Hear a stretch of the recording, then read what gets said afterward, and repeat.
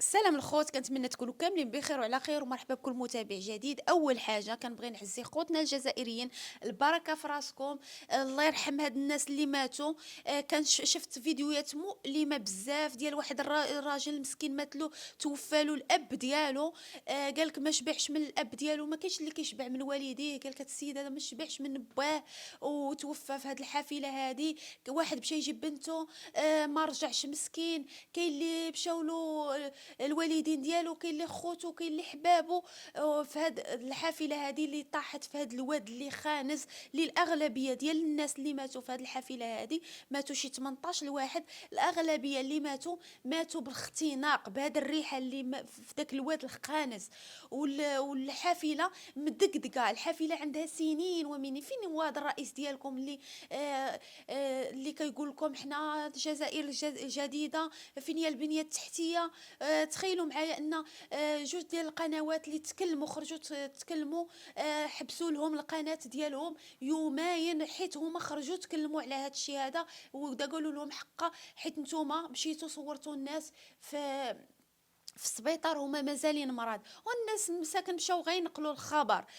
فالجزائريين مساكن كيخافوا انهم يخرجوا تيهضروا على الحقوق ديالهم. كيفاش هاد الحافلات مدقدقين وراكبين فيهم الناس؟ خصهم يتحاسبوا. اول ما يتحاسبوا الشركات ديال هاد الطوبيسات هادو.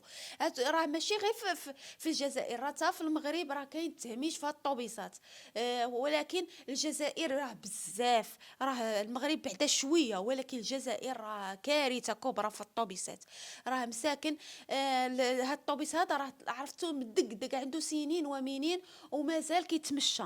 ولكن كاين طوبيس اللي انا شفتو ومايل غادي يعوج والناس راكبين فيه كيغامروا بالحياه ديالهم.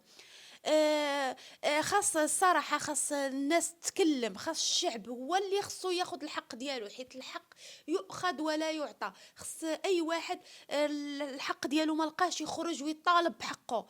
ماشي الطوبيس فيه التهميش وبنادم راكب فيه ويقدر في اي لحظه انه يطيح، اي في لحظه يوقف اون بان في اي لحظه. راه التهميش راه شي حاجه اللي كتهمش الشعب.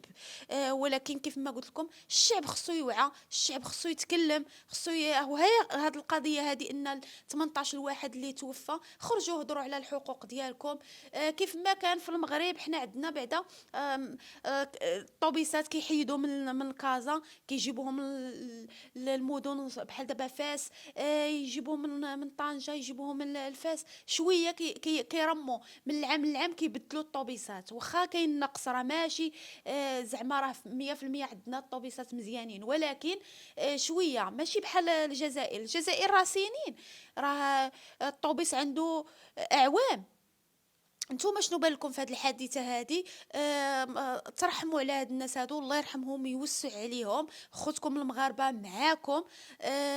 حاولوا انكم كيف ما قلت لكم هضروا على الحقوق ديالكم، لان الحق يؤخذ ولا يعطى.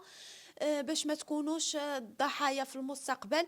يلا خوتي، ما تنسوش الاشتراك في القناه باش يوصلكم كل ما هو جديد ومفيد باذن الله. وبسلام عليكم، الى فيديو قادم ان شاء الله.